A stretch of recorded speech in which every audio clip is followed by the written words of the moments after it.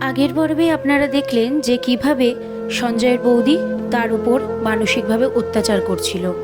সকালবেলায় যখন বৌদি ঘর ঝাড় দিচ্ছিল তখন তার বউ সেখান দিয়ে আসতে গিয়ে হাতে রাখা সব থালা বাসনগুলো তার হাত থেকে পড়ে যায়। সেটা দেখে বৌদি প্রচণ্ড রেগে যায় আর তাকে এটা সেটা বলে বিভিন্ন বাজে ভাষায় তার সাথে কথা বলতে থাকে। তাকে এটাও বলে যে বাপের বাড়ি থেকে কিছু শিখে আসতে পারিসনি, এই বলে সেখান থেকে তাকে তাড়িয়ে দেয়। তারপরে যখন বৌদি রাত্রেবেলা শুয়েছিল তখন সে বুঝতে পারে যে অনেকটা সময় কেটে গেছে কিন্তু তার দেওর এখনও তার কাছে আসছে না। সে বুঝতে পারে যে পাশের ঘরে কিছু তো একটা হচ্ছে। তারপরে বৌদি তাদের ঘরের দরজায় কান পাতে আর তাদের কথাগুলো শুনতে থাকে। এরপরে বৌদি তাদের ঘরের দিকে তাকাতেই দেখে যে তাদের মধ্যে একটা ভালো মুহূর্ত শুরু হয়েছে।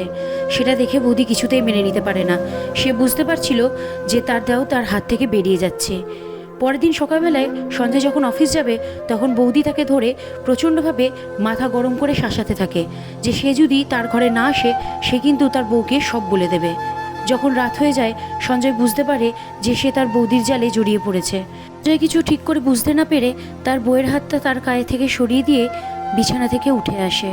সে বুঝতে পারছিল যে এইভাবে তার সম্পর্ক বেশি দিন টিকবে না।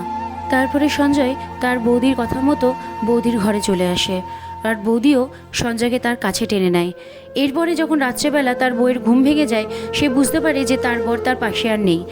তখন প্রিয়াঙ্কা কিছু একটা মনে করে সেখান থেকে উঠে আসতে গিয়ে সে শুনতে পায় যে বৌদির ঘর থেকে কিছু আওয়াজ আসছে। সে বৌদির ঘরে ঢুকতেই দেখে যে তার স্বামী আর বৌদি এক ঘরে, আর সে সবটা বুঝতে পারে।